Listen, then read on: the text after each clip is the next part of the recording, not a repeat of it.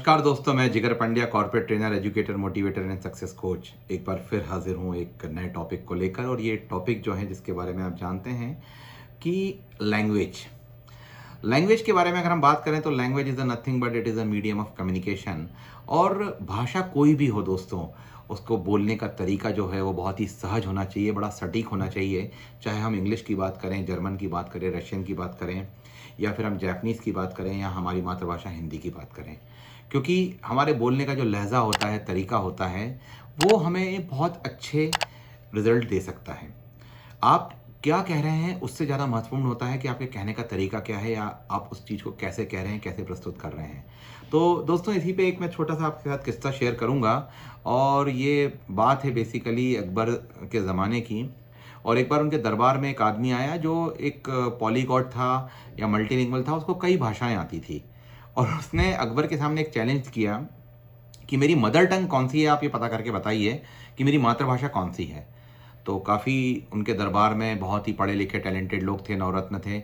सब ने कोशिश करी पता करने की, तो वो पता नहीं कर पाए। और आपको पता होगा किस्सों में अगर अकबर का ज़िक्र आता है तो बीरबल का ज़िक्र के बिना वो किस्सा पूरा हो ही नहीं सकता। तो अकबर ने अपने सबसे चहेते मंत्री बीरबल को बुलाया और बीरबल से कहा कि भैया, इस आदमी की मदर टंग कौन सी है, इसने चूँकि चैलेंज किया है मुझको, तो तुम पता करके बताओ।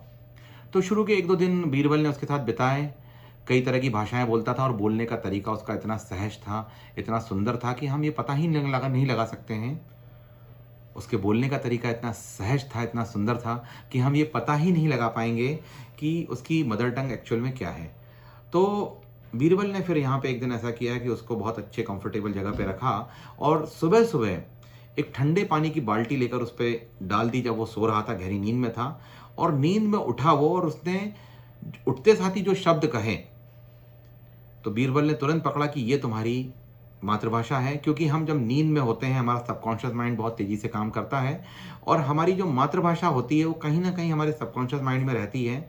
और जब भी हमें सामने कोई थ्रेट्स आते हैं या कोई एक ऐसी सिचुएशन आती है, कोई डेंजर सिचुएशन आती है, तो हमारा जो सबकॉन्शियस माइंड होता है उसके प्रति बड़ा सजग होता है, और हमारे जो पहले शब्द निकलते हैं वो हमारी मातृभाषा के निकलते हैं। तो दोस्तों, इस तरह से बीरबल ने उसकी मातृभाषा पसंद करी।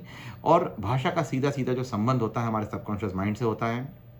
आप अगर कोई नई भाषा सीख रहे हैं तो उसको इतने सहज तरीके से सीखें कि उसको कहीं ना कहीं इस तरह से उसकी प्रैक्टिस करें कि वो आपके सबकॉन्शियस माइंड में जाके पूरी तरीके से इन्वॉल्व हो जाए, जिससे आप उसे बहुत कंफर्टेबली कम्युनिकेट कर पाएँ, बोल पाएँ। तो दोस्तों, इसी तरह के किस्से और कहानियाँ और अलग अलग वीडियोज़ को लेकर मैं आपके सामने आता रहूँगा। तब तक अपना ख्याल रखें, अपना ध्यान रखें, और मेरे इस चैनल को सब्सक्राइब करना ना भूलें। आप सभी का बहुत बहुत धन्यवाद।